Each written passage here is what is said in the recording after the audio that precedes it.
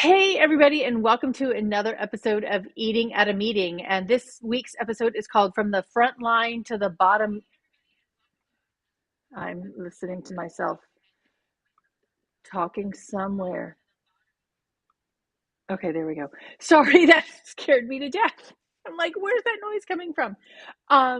From the front line to the bottom line, building food and beverage cultures that care. And I'm here to chat with my friend Lindsay Martin-Bilbrey, who I've known. I don't know how long that I've known you now, but I know I was thinking about that a couple days. I was like, yeah, how long have we known each other? Probably in yeah, a way that would just date us both. totally. But one of the things in describing what she does is that I really thought you were a marketer, right? And then a year ago, you're like, yeah, no, I'm doing catering. I'm working with the Hyatt, and I have a restaurant. And I'm like, so you have done. She has gone from the front line, done marketing to the and managed the bottom line. She's a former executive chef. She's a marketing guru. She's owned a multi-concept hospitality group. So we're going to talk today how all of those roles that she's played and continues to play can help build a food and beverage cultures that care. So, hello, my friend. Hello, my friend. How are you? I am good. I'm going to end this on LinkedIn or on Instagram because that's driving me nuts. All Okay, right. so yes. All right, so when continue. Okay.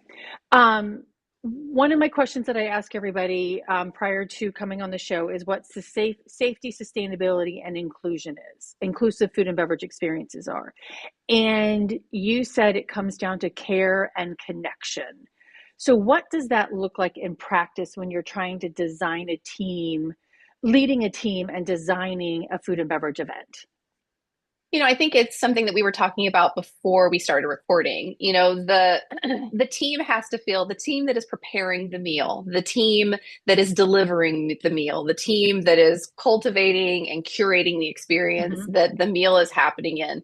The fabric of that culture has to be so much that they have a human connection to the people that they're feeding. It's a very personal thing when you prepare someone's food, right? Mm-hmm. And that to me is always, it's one of the greatest acts of service and hospitality that we can have, and to serve those with intention and to think about what that is. And so being thoughtful enough to think about who is joining me at my table today, whether my table has 20,000 people in a convention Mm-hmm. center buffet, or 20 people sitting down in a highly VIP lifestyle engagement. And that to me, you should know everything about those people because you've been provided that information when they register or Yeah. when they're brought to your attention saying they'll be joining us tonight. And I'm reminded of that scene in The Bear where the one of the chefs is going in and she's checking off all of the details they know about the families that are joining with them to dine that night, what they like, the pace of the meal, not just the allergies, right? That's table Mm-hmm. stakes, but the style of service that they like, the style of environment that they're looking for. Those aspects speak so much to care, and it speaks to the testament of the type of team that would prepare that kind of environment and allow that experience to unfold at a table. And that to me is a truly vibrant and effective F&B culture, because it's no longer just about, does this person have a peanut allergy, right? It's Mm-hmm. like, how are we showing them from our house to yours what it means to be a guest in our home? Well, and just jumping on that show because to me, it has so many parallels to what we need to be doing, right? I mean, it is about what we do. It's food and beverage wise, but Will's story that he brings in with cousin and going to get that pizza because Will or cousin is just walking by that table and overhears it and then Yeah. runs however many blocks down the road to get a pizza and then present it I mean, that little bit of care from a server walking by, or what if it's the busboy that's walking by, right? Or the bartender, right? Overhears that and that care comes through that in that fashion. Yeah. And that empowerment, right? Like the fact Mm-hmm. that the busboy or a server or somebody who's just not necessarily the human that's dedicated to serving that table, Mm-hmm. someone in the chain goes, this is a thing we can and should do. It's Mm-hmm. like the Ritz-Carlton where they give them $2,000, $5,000 to go and they're just empowered. Like there's no gut checks. You don't got to go ask leadership. You Mm-hmm. can just go and surprise and delight. And Right. that's phenomenal. And I don't know, we micromanage so many elements that shouldn't be micromanaged. And then the ones that do need to Hmm. be a little bit more care and attention to, we overlook either from a training perspective or from a delivery perspective. And I feel like it's not that we don't have the tools available to us. It's sometimes the way that we're delivering the work with the tools that we already Hmm. have in our toolkit that we lose sight of, again, our goal of what we're doing when we're delivering that experience. Yeah, one of the events that I attended a couple of years ago, I left and I came back and I'm like, and it was, and the servers all spoke Spanish. Um, and then another event, they spoke Burmese. And I'm like, can we not give our servers the tools to do their job? Right. And because I pulled out my Google Translate on my phone and typed in what I needed in Spanish on there. And they're like, oh, yeah, sure. Yes, we can do that. Why aren't we helping them?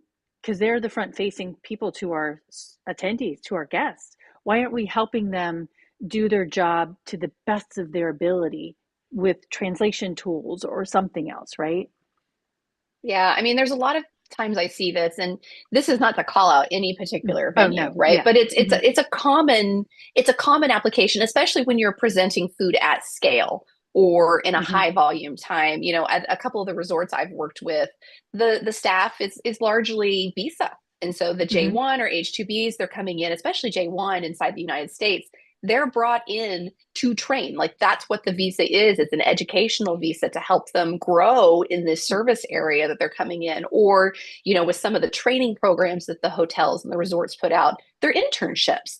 Hmm. And we treat them in some instances, we being the royal we, as labor that knows just enough. And so we're like here in this management position with just enough guardrails to succeed.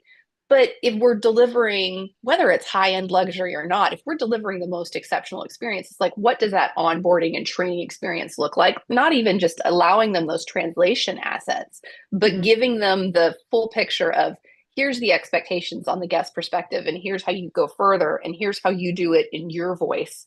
And our voice as the entity that you're working for, so that you can truly learn that Hmm. multicultural approach and take that back to your home country or get further embedded inside our country here in the United States, because it's definitely different types of service Hmm. if you're in Hong Kong versus Nashville. I mean, it's night and day. And why shouldn't we allow them to understand those cultural nuances Hmm. no matter which side of the table you're serving on? Yeah, because and when we travel, we see those nuances and we're like, because there's so many people that go to Europe and say, oh my God, I could, like, the allergen labeling there is so great. And they come back Oh, here and we're yeah. like, what are we doing? Um, why don't we have this, right? Um, okay, so I'm editing all of my IMAX videos that I did, and I asked you a question on Smart Monday about what is something Long ago, it's smart. like, how did I I answer know. it? No, and it was about offering true variety of vegan and vegetarian dishes Oh, beyond yeah. just carrots. So, what are some creative ways as the chef, but then also as the Yeah. meeting planner, if you can put those hats on, what are some creative and culturally inspired ways planners and chefs can rethink plant forward menus? So I think in a lot of ways, I mean, what I did when I was first trying to do it, like the Humane Society is what got me started on this. We had a Humane Society group join us at one of the hotels I was working with, and they were completely 100% vegan in a place where we had 16, 17 outlets, and there were very rarely any vegetarian dishes. And so I went and I looked, honestly, Michelin, just because they publish all of the different styles, like they're between them and the top 50 restaurants. It was really Hmm. great to see other chefs and their perspectives. And I loved how Chef Daniel Hum from 11 Madison Park put Hmm. it. And even though they've recently changed their long time vegetarian vegan menu only, he was like, we didn't want to unintentionally keep people out. And so I was like, how could we take ingredients that are already there and regionally sourced and really thinking about the culture of the resort itself and what we were doing and then mimic those? So using plantains in an unusual way, thinking about chickpeas, thinking about tofu, which is always the go-to, right? But I think there's Hmm. so many options collard greens, the variety of vegetables that you have available to you, and building, a a more standardized meat friendly omnivore menu and going, okay, so what if I took this component out and then started substituting it with this? And so it's really starting with your building blocks of the starch or the item that was really going to be the main feature, and then Hmm. going around to it, like lion mushrooms, like those are my lion's head mushrooms are my favorite, right? It's got this thick meaty, and it's really a centerpiece. And in Europe, many times they tend to use it as the focal point, just like you would a bella or portobello mushroom. And so, but Uh-huh. it doesn't have as many of the flares, and it's just unique on the plate, right? And Yes. so, thinking about that and really worrying about the the presentation, the composition of the plate comes out, and then going in and gut checking it against some of the other options. There's one, I think it's in Seven Swans, it's in Germany somewhere, Frankfurt, Berlin. He would just go out into the garden. This is what I love about that shop. He would go out into the garden and he would just pull whatever the fresh vegetables were that were ripe Hmm. that day, and without any dressing or anything would just put them on the plate, and it would be part of the tasting experience. That would be the amuse bouche.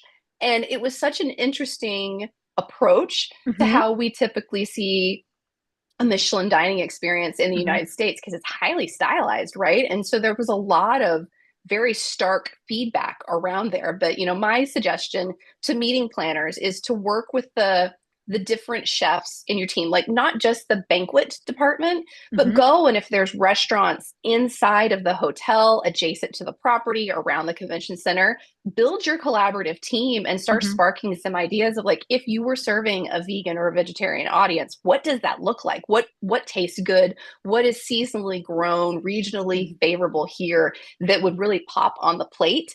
And then making sure that the staff that's going to be doing the cooking itself really Hmm. understands Yep. that approach, because it's the same way to cook a lot of the vegetables that you would normally cook with. It's just taking it and making sure you're using the right oils so it's not overwhelming them, the right soy-based alternatives so it's not drowning them in butter. You're allowing the food's flavor to really come up and be part of the palate, rather than something that's just set on the side and you're like, oh, here's a salad.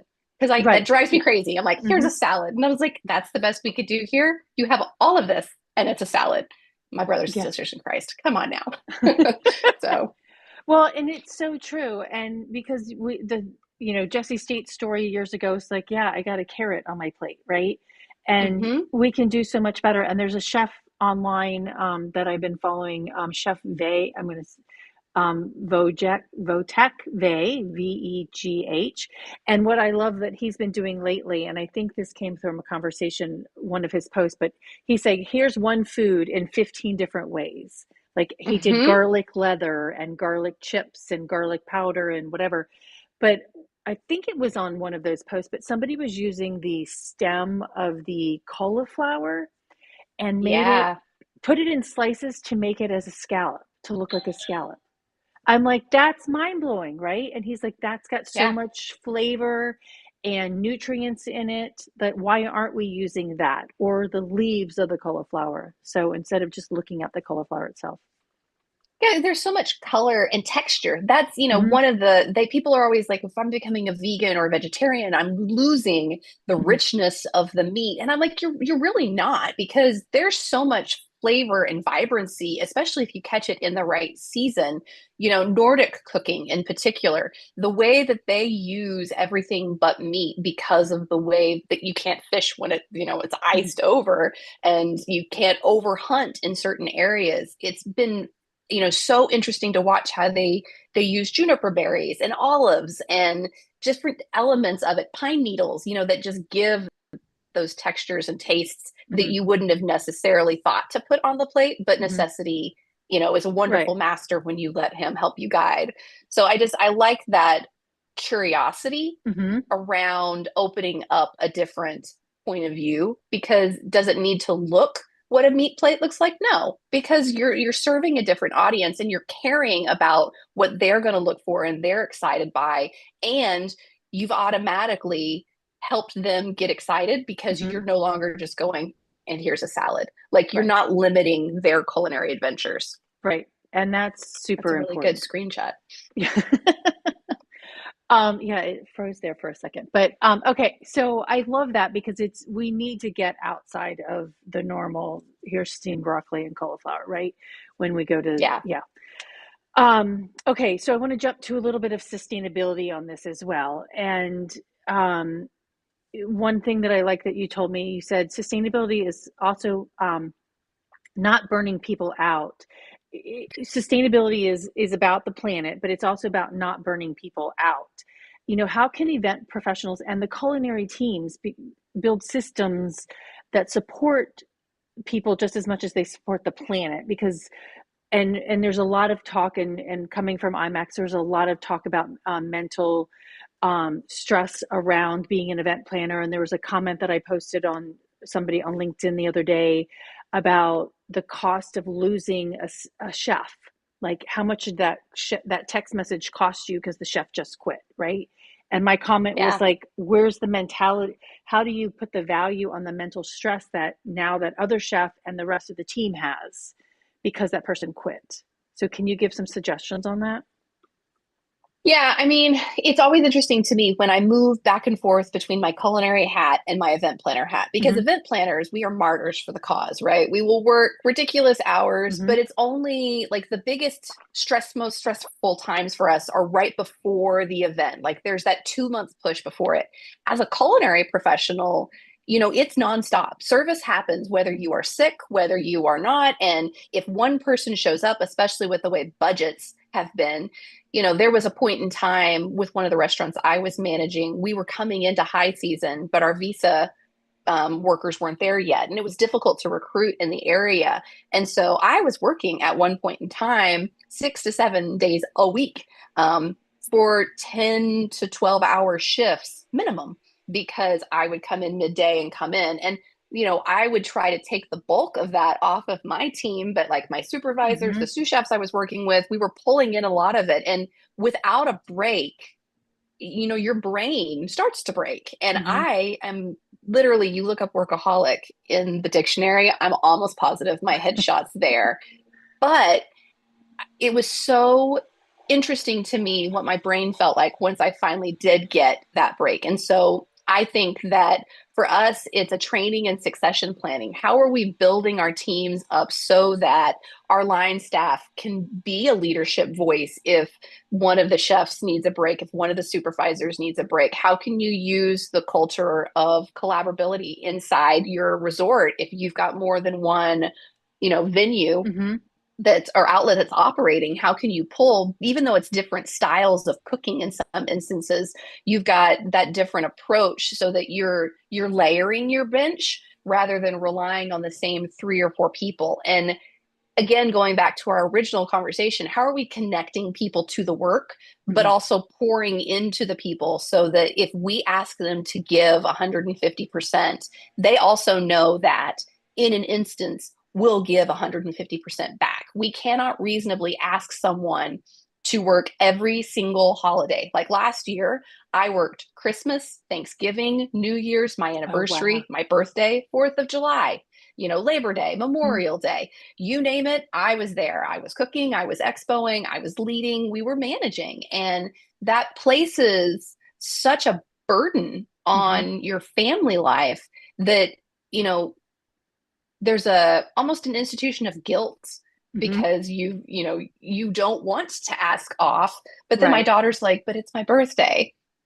And so that for me is, I think, a valuable conversation for us to be having, that inside the hospitality framework, the Mm-hmm. ecosystem extends further than just this one role or that role, because we do it to everyone who works Mm-hmm. inside Yeah. hospitality, because that's usually the better time to book those event patterns, or it's a really good time to have people fly in and fly out. And what are we asking from the service professionals that we wouldn't ask of ourselves? Like, would you Mm-hmm. trade seats with them? And if you wouldn't trade seats with them, I need you to examine pretty closely what the trade-off is going to be and how we're going to incentivize them to continue to stay in Yeah. this, because Lord knows it's not for the money at all, right? And it's like you do Not the at work all. because you're drawn to the work. You feel a passion for the work. Mm-hmm. And if I can't find the motivation or the the internal piece that pushes me towards that. Like Hmm. if I'm so disconnected from the work because of burnout, I'm going to make mistakes and care less about how I'm managing the kitchen Right. and what kind of ingredients I'm using, what kind of presentation I'm allowing to have happen. And that's going to seep down to my team and vice versa because they're compensated even less Yeah. than me. And in some instances, taken more advantage of because they're not as highly ranked as you Hmm. might be. And so I think it's an interesting circular conversation for our leadership in the front offices to really think about Yeah. of who are we asking to deliver these Hmm. experiences? How are we supporting them when we're doing that? And are we allowing this to be a sustainable experience so that the larger mission of what we're trying to accomplish with our venue, our resort, our restaurant, our Right. airplane, whatever, is really being realized? Well, and I love all of that you said, and it's in some respects interesting too. When you go to some hotels or some convention centers, that front of house staff, the banquet servers, some of them have been in their job for 30 years, right? Yeah, it's And it amazing. is. And I was at the Baltimore Convention Center a couple of months ago, and even though the food service management company changed, from Aramark to Levy to Sodexo, whichever one it is, right? The team that's doing the work, the groundwork, they've been there for 30 years, right? Yep. But the management team has changed. So we need to figure out, they love their jobs apparently, right? Or And they love the security of their their jobs jobs, because right? sometimes True. that's what's keeping them there. But it is I 1000% believe it. It is culture. It is Hmm. absolutely culture. You stay and the people you work with. There are some people there. There are a couple of hotels that I work with where it's the same four people that run everything, or they may not have the title of leader, but they run everything. Hmm. And they're not going anywhere. This is where their children are. This is where their Hmm. parents are, but the culture that they have and that they, every day live out loud, it just washes over every experience that they put on. Hmm. And whether you're standing on the kitchen line or you're standing at the hotel desk to check in for registration, you should feel that in a way where they're not so overwhelmed or upset that they're there because you can only hide it to a certain point when you've just Exactly. had it. Yeah, yeah. Yeah, when you're carrying that tray of food to Yeah. 10 top. Yeah, exactly. Okay, on a little bit of switch of sustainability, let's talk food and beverage sustainability. You shared a story with me Yeah. about oysters. And Yes. I really liked the connection because it was a powerful example of the gap between intention and execution. So can you tell everybody about that story, and then how can we, when we're thinking not just sustainability but even dietary needs, right? And like, there was a post on LinkedIn the other day that this woman looked at a menu and they had a vegan icon but they had no vegan options, right? So Yeah. again, that same gap. So can you tell us about that oyster story and where that gap is? So oysters play an interesting role Hmm. inside just the food and beverage Hmm. ecosystem, which I love them because oysters were actually one of the cheapest foods you could ever have, right? In the beginning, the history of the oyster was they were the leftovers inside the day's catch. And so they would sell them kind of back a house to people like the more wealthy humans to try and get them to have a little bit more cachet. But also from an actual ecosystem perspective, they're the cleaners of the ocean. There's actually an experiment that's going on right now where they're planting oyster beds in the Hudson River Hmm. so that it's going to become clean enough for us to be able to process water out of it and drink it, to swim in, which I don't know if you've seen the Hudson recently right outside of New York. I don't know that I would swim in it quite yet, but I think they're on year one or year two of the experiment, and they're starting to see really early successes. One of the resorts I work with does an oyster tasting experience. And as part of that experience, we bring in oysters from Prince Edward Island, Maine, Massachusetts, Gulf oysters, which are where I'm from, these great big giant fish, which are terrible raw, but absolutely delightful, fried, down up and down the coast of the East Coast of the United States and the West Coast of the United States. And it's a really good look at the different styles of oysters, how global Hmm. warming has affected how they're growing, the fact that some beds, many of them actually are seeded now, like where people are Hmm. actually planting oysters and growing them. The size you can have some in PEI are, about the size of a little bit more than a dollar, like a half dollar. And then the ones that come from the Gulf are the size of a man's fist. Like it's a very different, like how the waters come over and groom the oyster and the meat that's developed inside.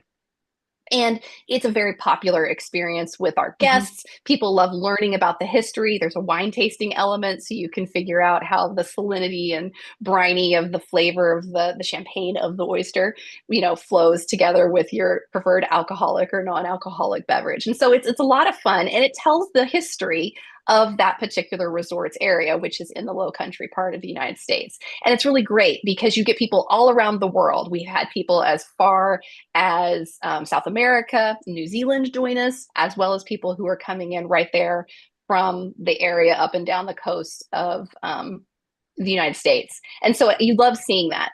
The flip side of this is that at this particular resort, there's 16 outlets, food outlets. It's a tremendous amount of green and brown food waste. In a couple of the restaurants, we go through boxes of lettuce, tomatoes, bread, Hmm. ends and things that you just don't use in the actual plating of the plate. But then where does it go? And oysters themselves, the shells are extremely good for the environment. You can Hmm. take them, crunch them back in. From a composting perspective, it's an exceptional array of goodness and nutrients to help continue the growth of literally the farm to table.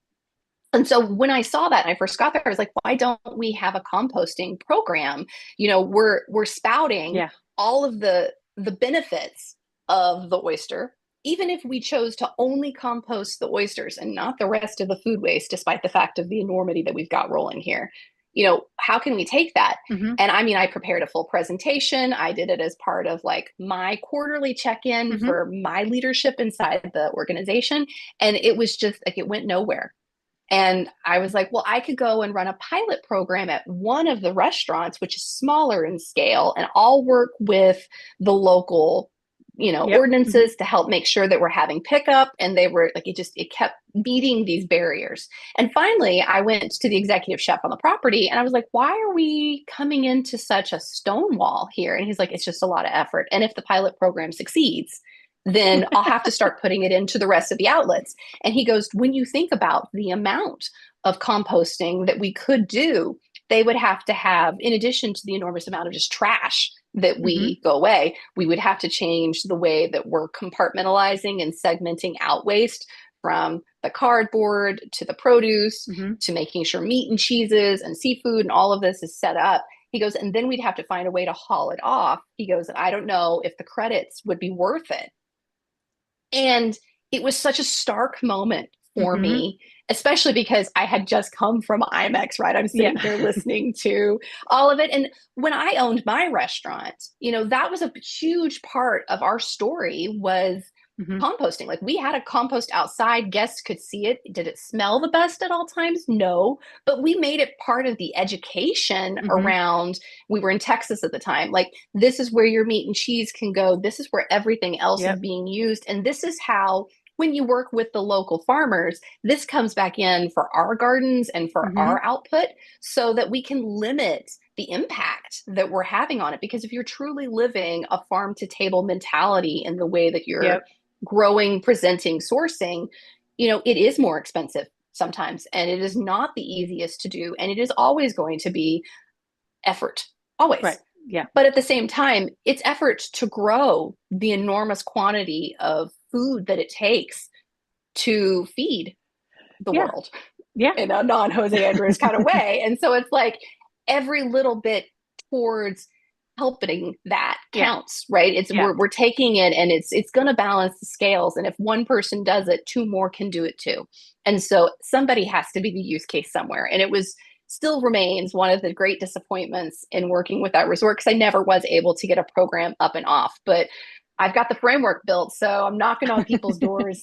I'm coming for you because I just think that it's something where you should walk your talk, Yeah. right? If we're Hmm. going to talk about the way that oysters impact the ecosystem, we can talk about how you personally can impact the ecosystem through your Yep. small boutique hotel to your large franchise Yep. multi-outlet resort. Well, and I like that he or she, the chef pointed out to you, you know, the different things that you have to think about. But at the same Mm-hmm. time, when I talk about sustainability and food allergies or whatever, I'm like, that means you need to change your systems. Like Mm-hmm. and figuring out, and sometimes depending on where you are, that city or that state or that county doesn't have the systems in place for you to be able to do Yeah. that. So it's not necessarily just that property. And so I want to Mm-hmm. give them quote a little bit of an out, right? No, no, no. Yeah, And that yeah, was, yeah, yeah, because before I presented the program, because like Tracy, you have exactly like I do your research. yeah, Anybody who's looking at a program where you're looking to implement this in, you should always start with what is the regulatory body that's going to have yeah, to do this. And yes, that means digging into the trash and compacting because like they should have it. In some places it's easier, like Portland, Oregon, right, it's right there, written yeah, for you, really nice and easy. Portland, Maine, I'm calling you out just because I was sending flowers that way earlier. Like it's definitely, it might be a little bit more hidden, but somebody somewhere is mm-hmm, having a conversation right, about it. And you might have to pick up the phone and talk to them, right, but you should make sure that you have all of the stakeholders in a list somewhere right. before you start it because it is a team effort. It is not a solo effort by any stretch of Oh imagination. yeah, no, and it does take a lot of rethinking how we've done things, right? And Mm-hmm. just listening to you talk too about it, and the amount of other waste that we have from events too, and just thinking through some buffets I've done this year and last year, I'm like, can we not cut that many tomatoes up? We don't need that many tomatoes, or like, oh, we're overproducing our food in a variety of different ways to make that buffet look really pretty, but can we just serve it in smaller bowls and put, so there's a lot of more rethinking to do as well on that. Yeah. And like in that, because again, like my meeting platter hat pops up right there. And I'm like, but from a presentation perspective, food is such a visual, Mm-hmm.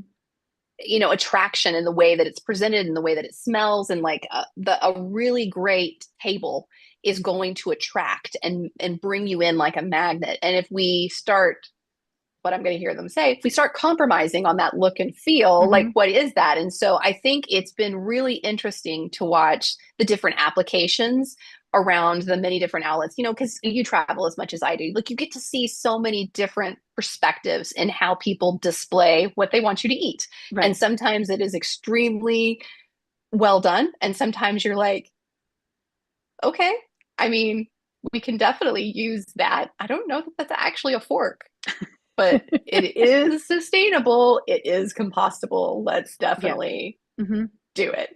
Because I think there has to be a line, given the Mm-hmm. experience that Yeah. you're putting out. But I do think that as a whole, we as an industry could do a better job in articulating what we're looking for Right. because we have to have more options for different budget points. Because that's always been a sticker for me as an event planner is like, I want this, but I can't afford that Right. because I have to have this. And this remains a nice to have on many budget lines. And for many of my clients that I work with, versus some of the things that we have to have and we have to pay for, especially as costs Right. continue to increase Mm-hmm. worldwide with the tariffs and everything. Right. Exactly. There's one, we were most recently at an event last month, and I don't the fruit bowl, and it was beautifully displayed, but it had mint around the whole inside of it, and I'm like, okay, all that mint's getting thrown away. I love the presentation, but all of that mint is now trashed, because I people touched it, getting their food out, right? And so And yeah, cross contamination, you right, can't put it on there because someone's got a cantaloupe allergy or right, something yeah. like that. Mm-hmm. Like you can't you can't reuse Reuse it, it. right, exactly, yeah. Okay, so I'm jumping to a completely different kind of Go for headline it. or thing here. um you've worked in the kitchens and you've worked in the boardrooms. How has that dual, I mean, you kind of talked about it a little bit, that dual experience shaped the way that you approach hospitality and leadership today? It's interesting is when I first started in my career a Mm-hmm. billion years ago, I was going to work in house and I was just going to plan live events. And, that was such a good testing ground to understand all of the interconnected ways, but not necessarily have oversight over them. Mm-hmm. But my husband, he's former defense. So we moved 10 times in the first 12 years of my marriage. So basically, every 12 to 18 months, I had to go and present myself to a whole new city and culture and be like, by the way, I'd really love for you to hire me. I can also do this.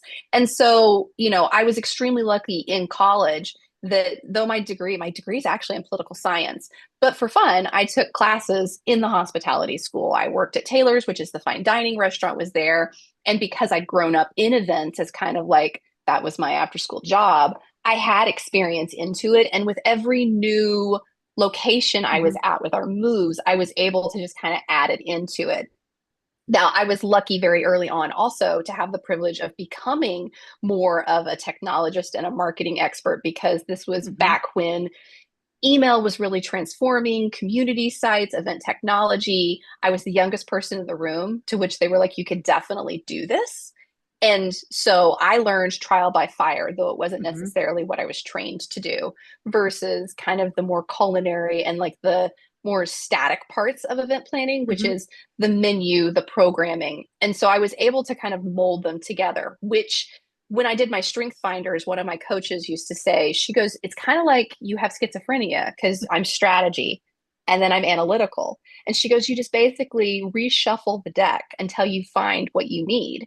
And she goes, less than 2% of all people have this. And she goes, you just keep turning it around until you find the lens that fits. And when people ask me questions, that's what I do. It's like basically the computer can't compute until I find at least two viewpoints because I'm always looking at it from the high level. If I had to pay for it as the CEO, if it was my event or I was advising the board of Right. directors, and then that person working the kitchen line going, do you know how hard it is to find Texas toast in Saudi Arabia? I mean, we can do it, but Yeah. like, Hmm.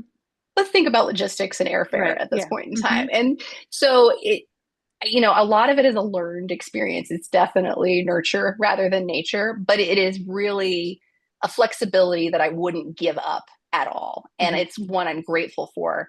And I can't choose one side or the other. I have tried. I have tried to just be one thing and I failed. And so I just kept doing this. And then I've gotten, I know when to ask for help. When I reach that point of where my expertise lies, I'm very good at going, okay, and who else needs to be on the Tiger team? We need to call Tracy. We need to call Liz. We Hmm. need to call Leanne, right? Like building those people out because at the end of the day, that is what you should be doing. Even if you're a true expert in your field, Right. hospitality, live events, this is a team sport. It takes a number Oh. of viewpoints Hmm. and opinions to do it. And you should always gut check it because people at their core, we're selfish. Like we're going to do it at what looks cool for us. And sometimes through no fault of our own, we can lack the self awareness in a way Hmm. that's going to make the care and the connection really flow through because you wouldn't do it like that. Right. And that's what gets in the way of this. And what I found my superpower is, because of this jellyfish mentality where I just kind of float here and there as the current takes me, I'm able to go, okay, we need one more voice because I hear what you're saying. However, I really feel like these German Hmm. speakers who are joining us at this English event need something because their first language is German. Hmm. And even if we just have it as a, interpretation over that content, that full day of content you're offering to them, the labeling system for their foods, because Hmm. it's if we're serving an English breakfast, the Germans don't eat like that. Let's make sure they understand why we're putting tomatoes in the hash.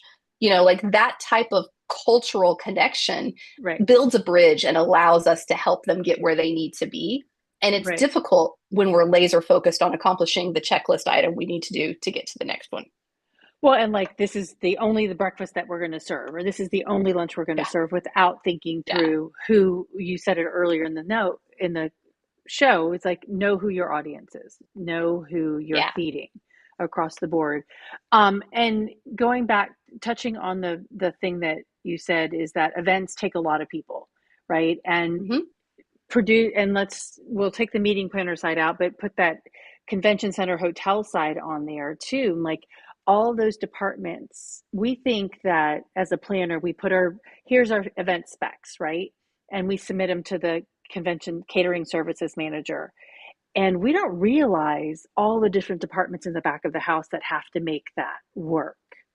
Yeah. And Yeah. how do we, from a revs ops and real operations standpoint, but also align, how do we also align the front of the house and the back of the house? And because some of those silos are stubborn, and I can say Yes. that from Such a personal graceful way to experience. say But it. personally, like I've said this on my show numerous times, like chefs have said, I cook, I don't label. And front of the house is like, well, I don't cook, so how do I know what's in the food? How do Yeah. we how do we make that, how do we bring that culture together as well to impact the revenue opportunities? Does that make sense? It makes complete sense. And this is something culinary professionals as a whole, Mm-hmm. the lack of ego, we aren't lacking for ego, right? I mean, every TV show that portrays a chef is that's totally 1000% how they are. In fact, they're hiding it from you a little bit. They're worse than that in some ways, and I love it. And it's what makes them so good because they have many times, even though they probably suffer from imposter syndrome, the confidence to try what's risky and try what you're not necessarily going to see coming. And Mm-hmm. that's what I love about chefs as a group, as an entity. But that same thing can get in the way because the way that we train culinary professionals is to be like, you do this and you do this exceptionally well. I worked with a chef de cuisine one time where they were like, I don't want a sous chef or a line cook who has a magic. I want someone who's going to follow a recipe because this is the vision, this is the execution, this is what has to happen in order for it to come alive on the plate that we want to Mm-hmm. have. And it was such an interesting perspective because I think in many ways is very similar. You know, this is what the BEO says. This Mm-hmm. is what the room set needs to look like. This is what the tablescape needs to look like. The forks need to go exactly this way because we're setting for this protocol and there can be no deviation. And what I've found to be successful in really bringing that front of house and back of house approach together is, especially if you have a lot of egos, is like pair them at the top, right? As much as we can to get it where it's like to like, and Mm-hmm. then disseminating that information down and really helping them see both the benefits to working together as Mm-hmm. well as the consequences of not working together because there are quite a few consequences and they're out there all over the internet in so many ways. And the great news is you have a lot of use cases for when this fails, right? Just, I Mm-hmm. mean, even Threads, which is a baby, it's a baby social media at this point. There's so many examples. And people do better with consequences than they do necessarily with benefits unless you can tie revenue to it. And the difficulty is the money that you're making from the dinner Mm-hmm. or the F&B at a live event is not readily money that's going to be coming directly to the culinary Right. team or the front of house, right? They see Mm-hmm. it, but they see it in different, less direct ways. So consequences is a good starting point. As the event professional, when you're coming in, make part of your site visit or one of the latter parts of your pre-planning visits of I want to talk to these people, right? Mm-hmm. Who is my banquet captain? Who is my chef or my acting supervisor that's going to be helping make this happen? Who's responsible for this? Because I want to know who you are. If you as the event professional take that accountability on and then follow up with both praise or complaints that says Tracy and Jose knocked this out of the park. We told them that we were looking for this type of menu and this type of dining experience, and it was like lockstep. From the moment Yeah. this happened, and that really comes in because you're recognizing the people that are powering what's happening, Mm-hmm. and that goes a lot further. And they are obsessed internally from convention centers down to independent Yep. boutique hotels. They are obsessed with feedback. They are obsessed with how it comes in through your trip reviews online. They have many systems that outline words that are negative and positive. If you don't think they're paying attention to that feedback, we're not paying enough attention, right? Like it's Yeah. something where that sounds harsh, but in a big way, it's a responsibility of the event professional who's leading the charge for F&B to lasso Mm-hmm. the team and then keep the team accountable. And yes, it's one more thing the event professional has to do. But if you're really wanting this, the change is not going to necessarily come within the convention center or the hotel. Not for a lack of trying for some of the culinary or front of house professionals, but because until it becomes so noticeable for the front of house to have that be a check mark where you're not going to come back to that venue, Right. they're going to go where they're going to keep coming back. Right. Right. Exactly. Yeah. And Hmm. that's the sad part Hmm. about it is like, unless you go, okay, but I won't. Right. And I'm going to go tell my friends Hmm. and I'm going to use your name when I do it, you Yeah. know? And I hate that. I hate that about us as an industry. And I want to get to a point where we're not there, but 20 Right. years in, we're still there. So Oh yeah. use those relationships, build those relationships, but be Hmm. sure to praise just as loudly Hmm. as you provide feedback. Well, and I think, I had a conversation with a client that I'm speaking at their event in a couple weeks, you know, and in the room will be sales teams and from venues as well as destinations, as well as um, the planners who are sourcing the venues for them and contracting them, and then the executioner, the planners who execute, and they all have a different role in that. And I think just from what you said is like, how do I? They all have a piece in that destinations or that venues execution of that, and having even that person that's negotiating the contract saying we need to talk to them, the chef, and we need to talk to the food and beverage director before we sign this contract, because we need to Yeah. know how it's going to be executed. And even for a destination, I'm like, I don't know how many, and I'm saying this literally naive. I'm like, I don't know how many destination salespeople ask, well, what are the dietary needs of your group, right? Before you pitch them Yeah. to a venue, or understanding, hey, do you have a lot of people who are coming in that follow Jane or kosher or halal? I mean, this is what we have to offer in our town, right? Yeah. I think I it's mean, a I huge think opportunity. in some of the tier one destinations and Hmm. your more actual luxury Right, oriented properties, that's table stakes, right? right. We sell that way in order to do it.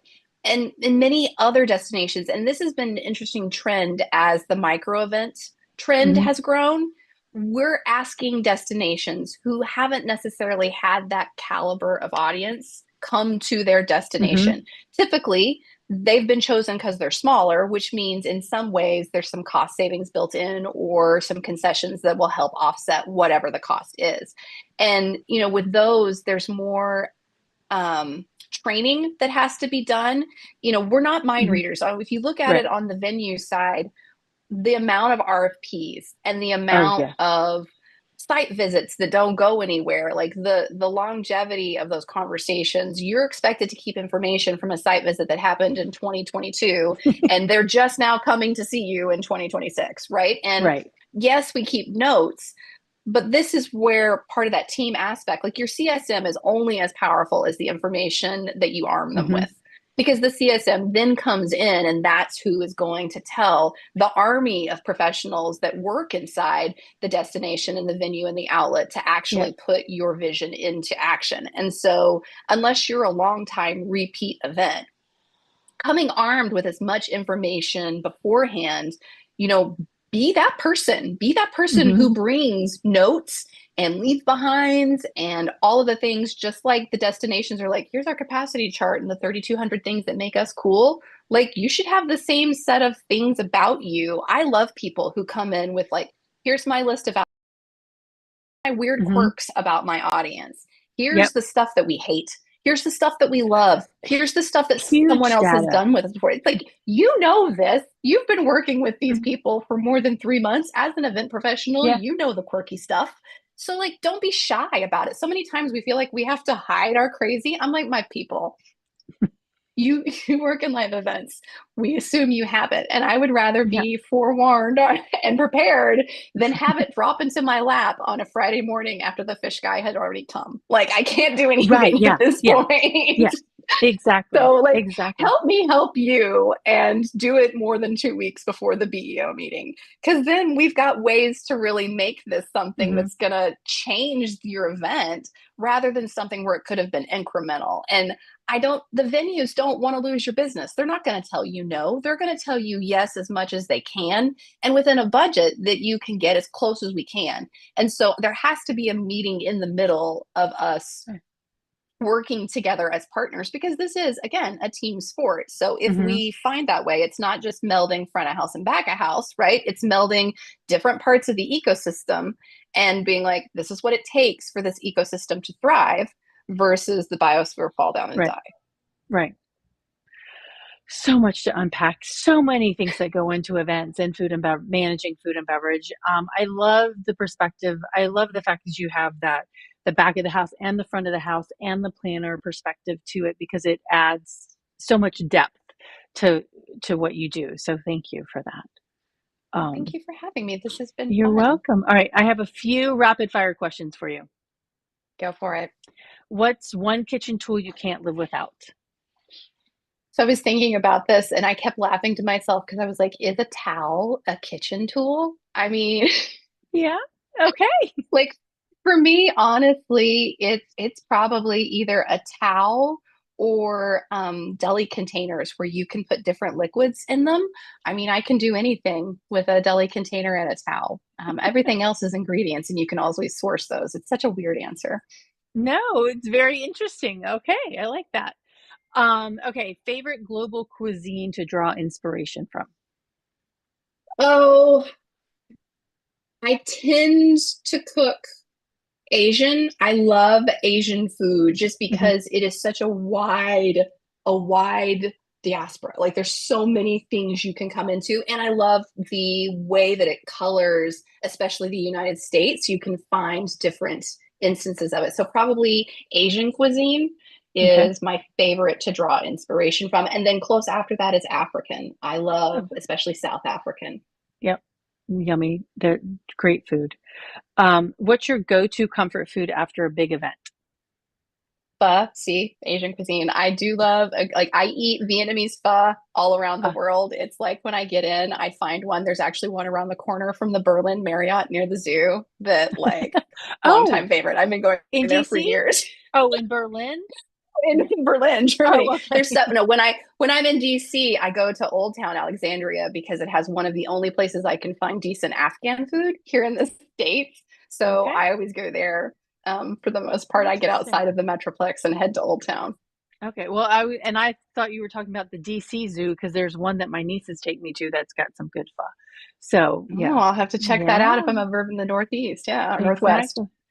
Yes, Northwest DC. Okay, if you could design a dream dining experience for event pros, what would be on the menu?